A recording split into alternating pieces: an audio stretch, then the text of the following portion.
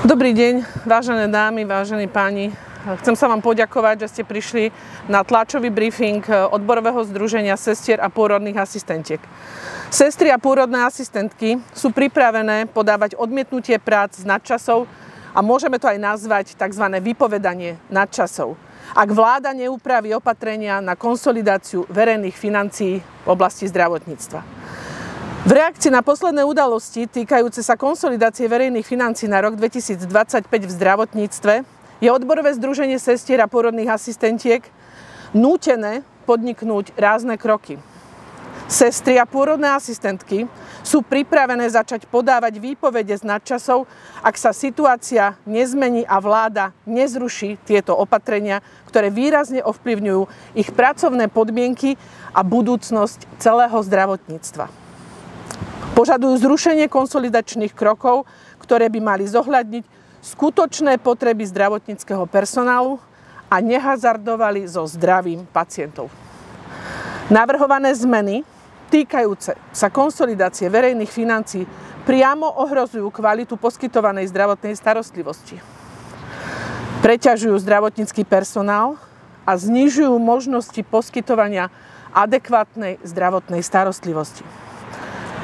Preto nastal čas, aby sme sa postavili za seba, za naše povolania, za naše práva a hlavne našich pacientov. Jasne a dôrazne sa ohradzujeme voči týmto opatreniam a požadujeme prehodnotenie, respektíve zrušenie konsolidačných krokov, ktoré by nás ešte viac zaťažili a zhoršili už aj tak náročné pracovné podmienky v našej práci. Sestry a pôrodné asistentky zdôrazňujú, že minister financií by sa mal dôkladnejšie oboznámiť s reálnymi číslami a prestať zavádzať verejnosť ohľadom platov sestier. Jednoducho vysvetlím. K dnešnému dňu je koeficient pre sestry, ktoré nastupujú do práce, 1,00 hrubej priemernej mzdy v národnom hospodárstve. Čo znamená nástupný plat 1304, pretože táto suma sa odvíja 2 roky spätne. Sestra s 30-ročnou praxou v tejto pozícii zastáva s titulom sestra s pokročilou praxou pri koeficiente 1,15. Jej hrubý plat je 1890 eur aj 20 centov. A teraz, keď reálne spriemerujeme plat sestry 1300, 4 a 1890, reálny, skutočný priemerný plat sestry je 1590 eur a 10 centov hrubo. Vážený pán minister, zamyslite sa nad tým, aké čísla uvádzate. Sestry to poburuje. Je neakceptovateľné, že minister financií prezentuje verejnosti údaje, ktoré nekorešpondujú s realitou. A namiesto toho uvádza len nárokovateľnú zložku mzdy podľa zákonníka práce, ktorú majú aj iné povolania. Vláda týmto cielene zavádza verejnosť, aby si obhájila pred verejnosťou šetrenie na zdravotníkoch. Pritom už dnes sa musia oddelenia v nemocniciach zlučovať, po niektoré až zatvárať, pretože chýba personál. Je zarážajúce, že nielen, že nám vláda podkopáva nohy pri zabezpečovaní primeraných pracovných podmienok, ale očividne sa domnieva, že nevieme ani správne počítať. Ako môže byť 1304 eur v hrubom ako nástupný plat motivačný pre niekoho, kto sa má starať o životy, o zdravie ľudí a súcitiť s trpiacimi pacientami?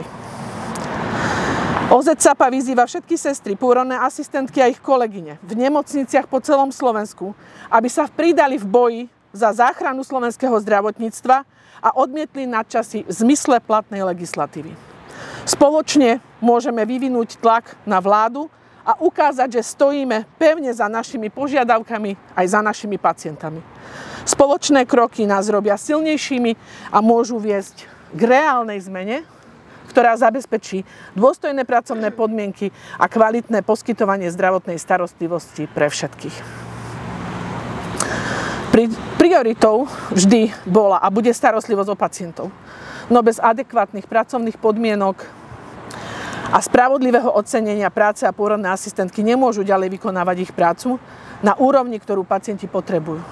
OZCAPA je pripravené využiť všetky dostupné prostriedky, vrátane vypovedaní z nadčasov, aby upozornili na túto nepriateľnú situáciu, do ktorej sa sektor zdravotníctva práve dostáva. Zdôrazňujeme, že odmietnutie nadčasov nie je ľahkým krokom, ale je nevyhnutným. Chceme, aby vláda a verejnosť pochopili, že bez riešenia týchto problémov sa nedá zabezpečiť kvalitná zdravotná starostlivosť pre našich slovenských pacientov.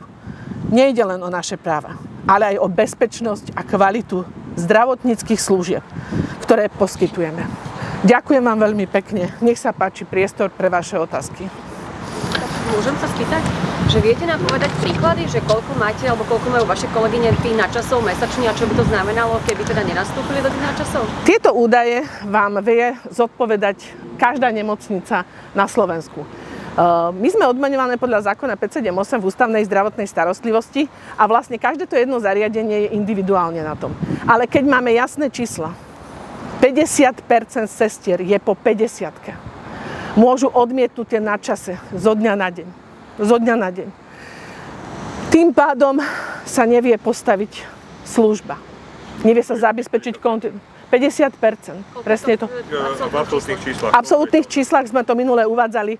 Keď si zoberiete, že máme 38 000 sestier, z toho 19 000 sestier je po 50-ke a 7700 sestier je 59+. Čiže oni od 1.1. môžu ísť na nárokovateľný predčasný starobný dôchodok. Toto je šialené, že nebude mať už vôbec kto robiť. A týmito krokmi, ktoré vláda teraz podniká, len tieto sestry viacej stresuje a sestry si položia otázku, je nám toto vôbec treba?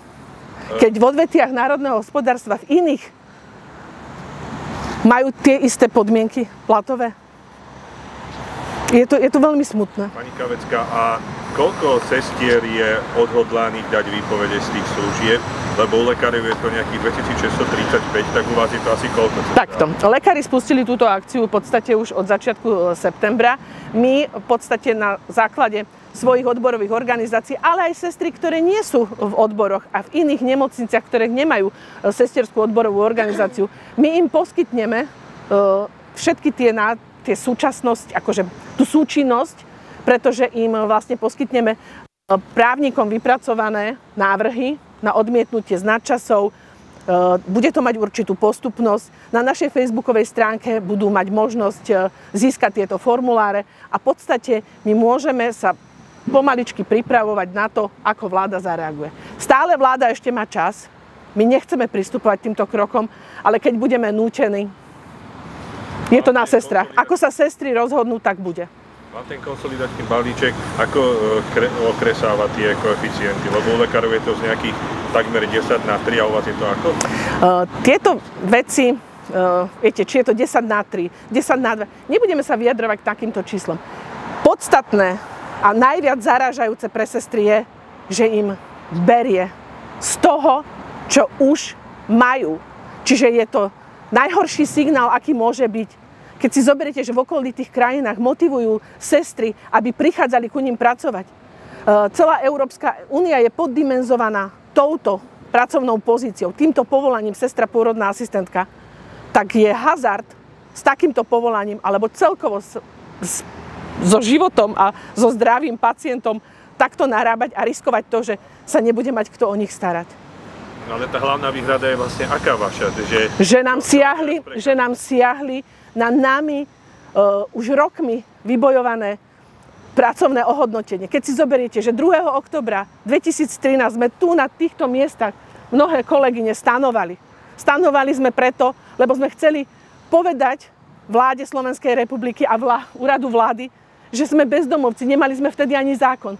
Po dlhých rokoch, keď sme si vydobili zákon a v minulej vláde, keď sa nám dočkalo vôbec, že sme dostali ocenenie za tie roky praxe, tak teraz nám ide niekto na to šiahnuť. Ako myslíte na to zvyšovanie, že nedostanete... Áno, presne tak, že my nebudeme mať... Čo je ten problém v tom zvyšovaní, že o koľko by ste mali mať normálne podľa automatu navýšené a koľko to teraz... Viete čo, principiálne sa nejdeme rozprávať teraz, že o koľko to má byť, lebo už aj tie posledné kroky jednotlivých mediálnych vyjadrení sa rozprávajú o tom, že no možno 3, 7, 2, 5, 8. To sú čísla, o ktorých vlastne jednotliví členovia vlády uvažujú. A to nie je správne. To je hazard s týmto systémom zdravotníctva. Tu nebavíme sa o tom, či je to 3, 5, 20 eur, 50 eur. Proste nebavíme sa o tomto, ale to, že si vôbec niekto dovolil proste ubrať zo zdravotníctva peniaze a požadovať lepšiu zdravotnú starostlivosť, alebo nasľubovať, že bude bezplatné zdravotníctvo, lepšia zdravotnícka starostlivosť, že budeme mať v nemocniciach všetko zabezpečenie a my nebudeme mať tam personál. A teraz čakáte, že na nejakú pozvánku na rokovanie? Prípadne aký postup očakávate? My očakávame postup taký, že v podstate sestrám sme predstavili tie, ktoré sú organizované, sú v odboroch, tak tie už vlastne majú tieto informácie. Ostatné sestry sa môžu na našich stránkach dostať k materiálu, k tlačivám, takže postup je jasný. V podstate dáme najavo vláde Slovenskej republiky, že nesúhlasíme s takýmto postupom, pretože vieme, čo to znamená. Ako náhle začnete brať ľuďom zdravotnú starostlivosť, bude to mať katastrofálne dôsledky. No ale vy keď prídete na to rokovanie, hej, napríklad s ministrom financií a on sa vás pýta takú úplne jednoduchú otázku a vy vlastne proti čomu protestujete, tak čo poviete, aký argument? Že s čím nesúhlasíte konkrétne, lebo stále tomu nerozumiem. A čomu nerozumiete, by som sa chcela iba spýtať? Lekári to majú jednoznačné. Majú automat 10% takmer a im to chcú stiahnuť na 3. Ale u vás ste mi to... Je to to isté. Je to to isté. Ja vám to stále vysvetľujem, že v podstate to, že aké sa dajú pozmeňovaky, že už sme začuli šumy rôzne, že bude sa niečo diať. Ja vám hovorím stále dookola to isté v tom zmysle, že jednoducho nám sa ide uberať všetkým zdravotníkom. A to je demotivačné. To je demotivačné. Viete, ja už tu bol ten príklad použitý, že v tom podniku, keď potrebujete, aby sa vyrábali určité prostriedky, aby sa zvyšovala výroba, aby proste ste mali čím viacej zamestnancov, lebo vám zamestnanci odchádzajú, tak vy ako motivačný prvok im zoberiete? To je jednoduchá logika. Normálna logika pracovnoprávnych vzťahov. V podstate, keď ste raz si nejaký plat vyrokovali, vyjednali, len tak, bez vyjednávania a bez toho, aby sa vás niekto vôbec opýtal a dohodol sa s vami, tak aby vám zobral. Toto je základné porušenie pracovného práva. Čiže ale vám platy neklesnú, len to navýšenie nebude také, aké... Klesnú nám platy. Áno. Áno. Klesnú, pretože tým pádom, že keď si zoberiete, že platový automat nemáme radi, keď sa používa. Pretože si všetci uvedomme, že to nie je platový automat. To je obyčajná valorizácia. Obyčajná valorizácia. A keď vám valorizácia ide dole, keď nenaplní sa a vaše životné náklady naopak stúpajú, ten plat vám ide naozaj reálne dolu. Z toho základu sa vám vyrábajú aj potom tie príplatky, keď ich robíte. Takže skutočne ten plat ide dole. A je nemysliteľné, aby sa to zastavilo. To sa vraciame späť do stredoveku. A čo je ten moment, kedy začnete naozaj podávať tie výpovede z nadčasov? To je ten moment, keď to bude schválené, ak to schvália bez toho, aby to zmenili? Áno. Nezmenili, zrušili. V oblasti zdravotníctva žiadame zrušiť, aby sa zdravotníkom nebrali platy. Proste, aby sa nesiahalo na platy zdravotníkom. Čiže aby to zostalo, ako je to dohodnuté. Teraz áno, a aby sme naopak rokovali o tom, že my chceme platy navýšiť, nie znížiť. Ale to šetrenie, dobrý deň, Podstavková televízia Teatry, to šetrenie v zdravotníctve teda bude potrebné. Ak vidíte nejaký priestor niekde inde, kde by sa dalo šetriť len ako na platoch? Prepáčte, ale ja som teda není v pozícii, nie som člen vlády, takže ja si myslím, že sa ku tomu nemám ani čo vyjadrovať. Možno nejaké rokovanie s ministerkou zdravotníctva bolo? Možno bolo niečo sľubené? Sľubené bolo, nebolo. Takže ešte nemáte žiadny kontakt od nej, že by možno sa prihovorila na koaličnej rade? ohľadom tohto? Bohužiaľ. A nepôjdete teda možno šlapajak lekárov, ktorí podávajú výpovede? Prepáčte, ale celú tú tlačovku o tom hovoríme, že áno, pôjdeme. Ale s nadčasou, teda alebo Áno. nejaké hromadné a podobne. Veď oni takisto s nadčasov podávajú výpovede. Zatiaľ. A budeme zbierať deklarácie takisto ako lekári, pretože my máme stabilizačný príspevok, takže máme rok na to, aby sme sa postavili ku tomu čelom a uvidíme teda, či bude ten záujem tých sestier taký, že budú podávať výpovede aj z pracovného pomeru. Ďakujem veľmi pekne za to, že ste prišli.